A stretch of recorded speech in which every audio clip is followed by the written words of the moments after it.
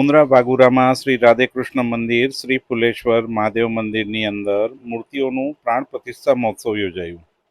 મુન્દ્રા તાલુકાના વાગુરા ગામે શ્રી રાધાકૃષ્ણ મંદિર અને શ્રી ફુલેશ્વર મહાદેવ મંદિરની અંદર મૂર્તિઓનું પુનઃ પ્રાણ પ્રતિષ્ઠા મહોત્સવ ધામધૂમપૂર્વક યોજાયો હતો. તારીખ 30/4થી 2/5ના આ ત્રિદિવસીય મહોત્સવના પ્રારંભે પ્રથમ દિને સવારે દીપ પ્રાગટ્ય બારાપર જાગીરના લઘુ મહંત ભરતદાદા ગુરુ શ્રી દેવજી રાજાના હસ્તે ગ્રામજનોની અને રાજકીય સામાજિક આગેવાનોની ઉપસ્થિતિમાં કરવામાં આવ્યું હતું. પ્રથમ દિવસે આહિર સમાજના અગ્રણી બાબુભાઈ આહિર, ચેલેન્જ ગ્રુપ મુંબઈ, કચ્છ મછોયા આહિર સમાજના પ્રમુખ તેજાભાઈ કાનગડ ખાસ ઉપસ્થિત રહ્યા હતા. બીજા દિવસે વિશાળ જળયાત્રા વાજતે ગાજતે ગામ આખામાં ભગવાનની નગરયાત્રા નીકળી હતી, જેમાં ગામ આખું તેમજ આસપાસના ગ્રામજનો મોટી સંખ્યામાં જોડાયા હતા.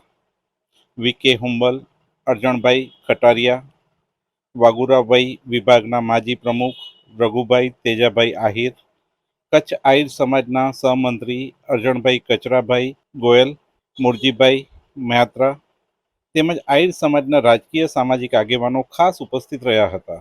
પૂર્વ રાજ્યમંત્રી વાસણભાઈ આહિર, સરહદ ડેરીના ચેરમેન વલમજીભાઈ હુંબલ, અરજણભાઈ કાનગડ, વાગુરા વય વિભાગના પ્રમુખ ડાયાભાઈ દેવજીભાઈ આહિર, ઉપપ્રમુખ હીરાભાઈ ગુજરિયા, મંત્રી મહેશભાઈ વગેરે આગેવાનોએ મહોત્સવને સફળ બનાવવા બદલ વાગુરા ગ્રામજનો અને મહોત્સવ સમિતિને ખાસ શુભકામનાઓ પાઠવી હતી.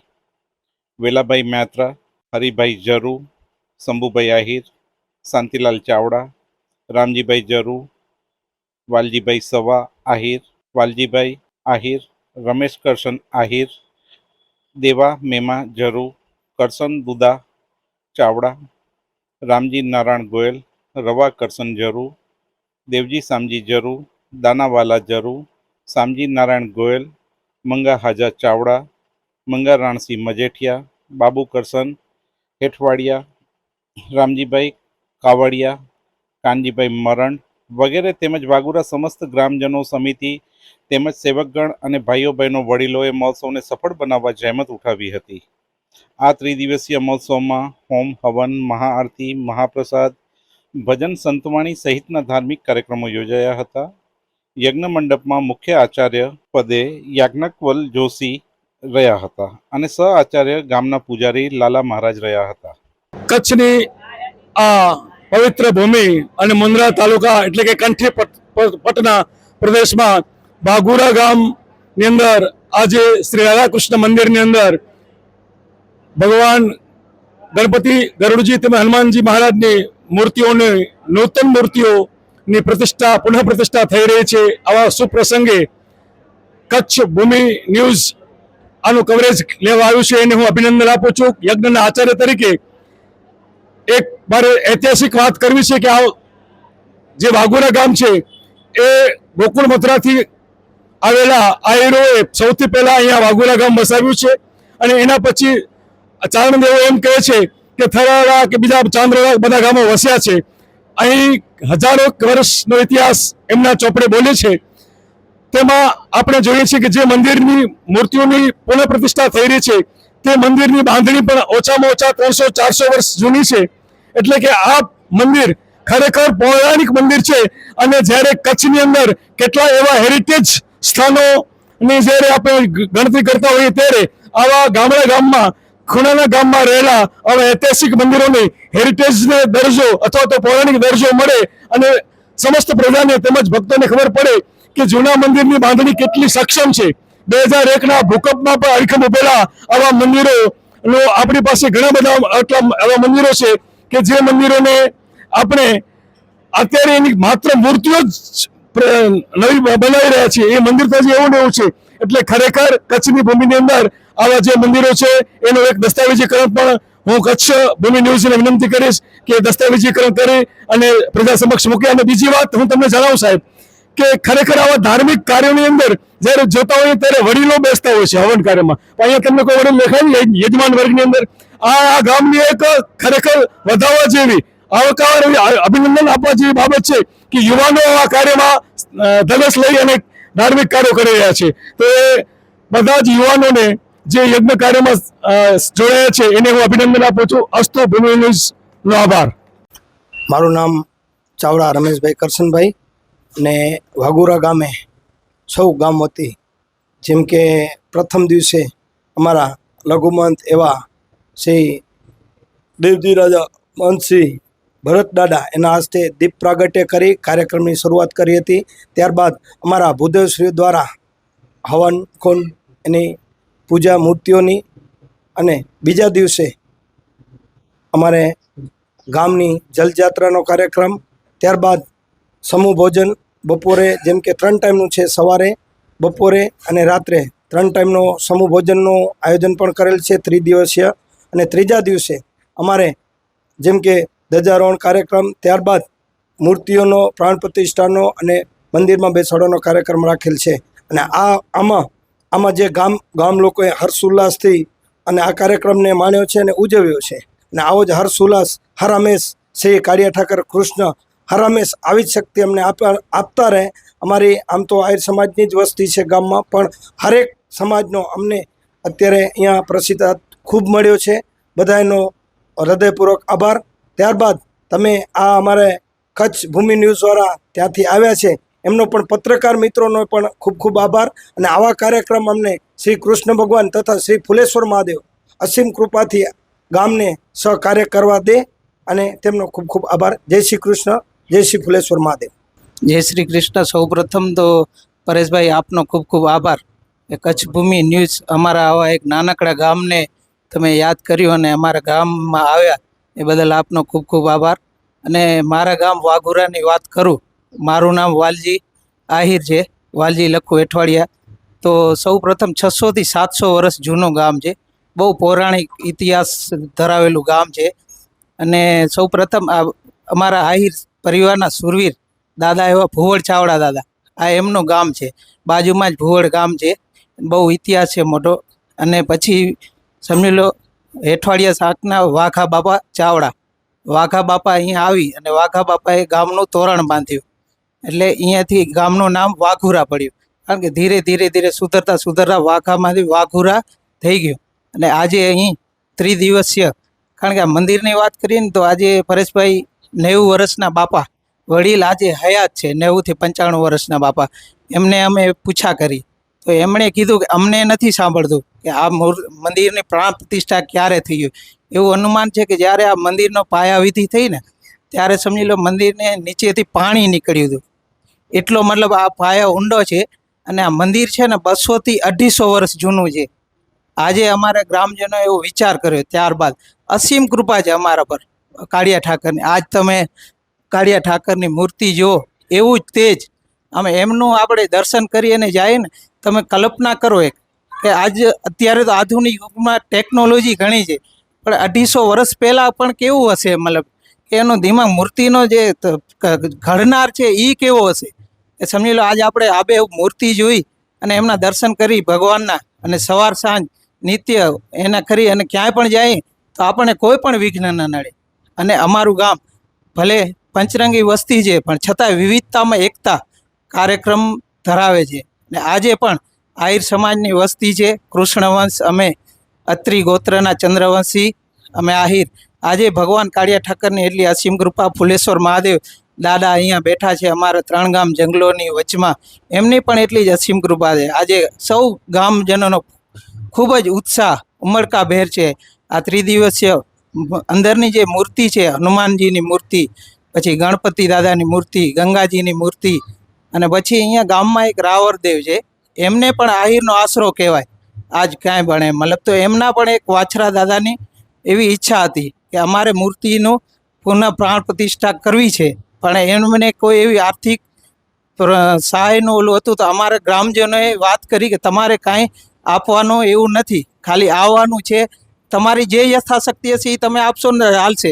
તો ગામની જેટલી પણ પરેશભાઈ મૂર્તિઓ હતી ને એનું ગામજનોએ પહેલાં નિરીક્ષણ કર્યું.